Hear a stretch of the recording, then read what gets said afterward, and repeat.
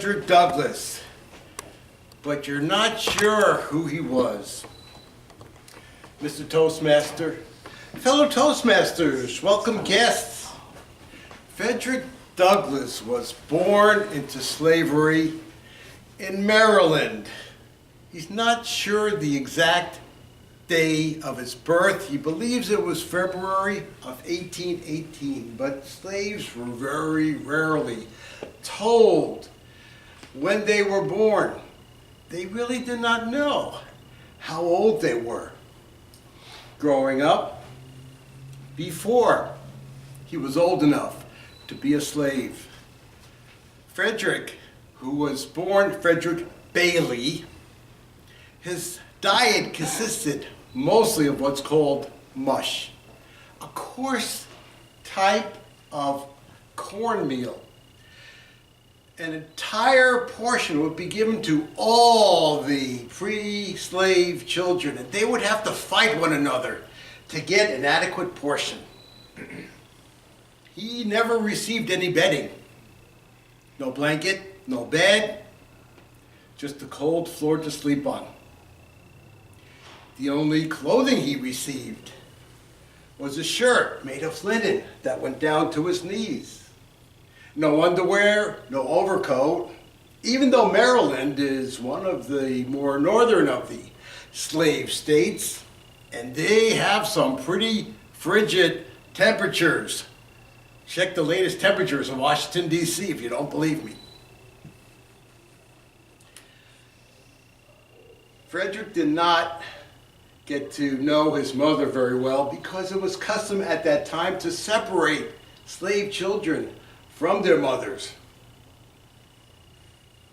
However, he did see her a few times because she actually made the journey from her plantation to his, distance of 12 miles. She had to make the entire trip there and back overnight because if she got home after daybreak, it's likely she would be whipped. He didn't know who his father was, never really learned who his father was, but it was clear that his father was white, which means it's extremely probable that his father was a slave owner who forced himself upon his mother. In other words, Frederick Bailey was the result of a rape. He did see during his early years some of his fellow slaves being whipped, but one time he particularly remembered it's happened to his own aunt.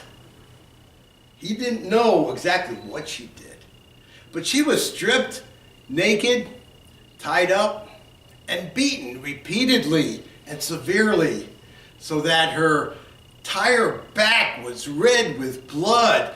And Frederick was so traumatized by the screams of his aunt, he could not take it anymore. He went and he hid in the closet.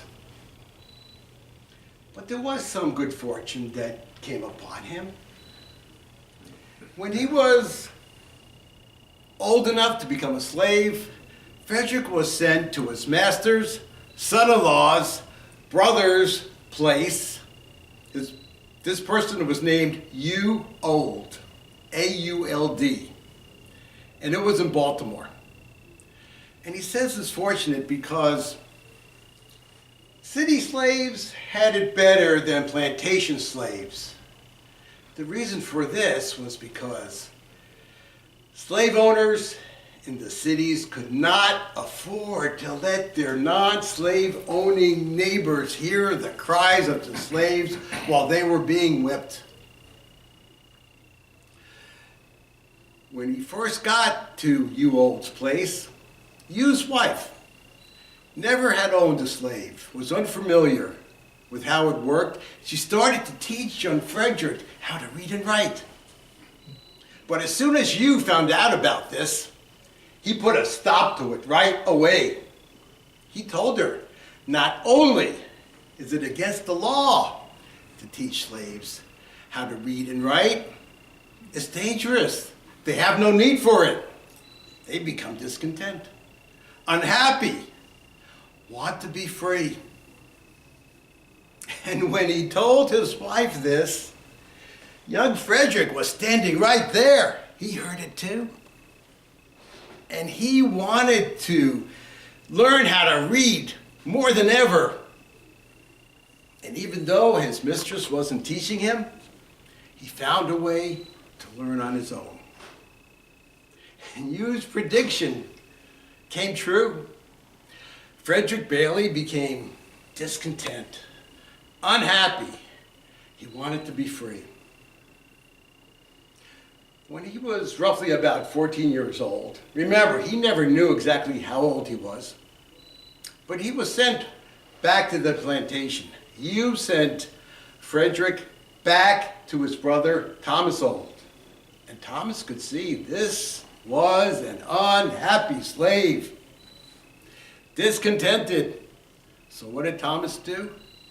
He sent Frederick for 1 year to work with a Mr. Covey, a man who was known to be particularly cruel to his slaves. He had a reputation as being someone who could break the slaves. Hardly a week went by when Frederick did not receive a severe whipping. Most of the time, he did not know why. And he was broken. He lost his will to read and write. He lost his desire for freedom. Until one day when it was brutally hot. Frederick had a fever and he just collapsed. Covey saw this. He demanded that Frederick Bailey get up and return to work. It didn't matter if it was hot, if he was sick, he was a slave. He had to work.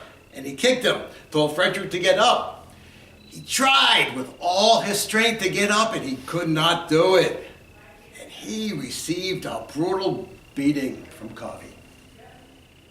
As soon as he got any strength back, he made his way back to his master, Thomas Old.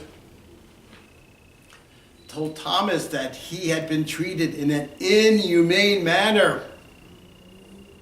The evidence was right in front of Thomas. There was Frederick, covered in cuts and bruises and blood. But Thomas didn't care. He sent Frederick back to Covey. Pretty soon, Covey started to tie him up and was going to give him a particularly horrific whipping. But Frederick decided he had had enough. And he fought back. He got the best of Covey. Covey called in 2 assistants. First assistant who came, Frederick gave him a swift kick, disabled him. The second assistant saw what happened to the first one, turned coward, and ran away. Covey had to relent.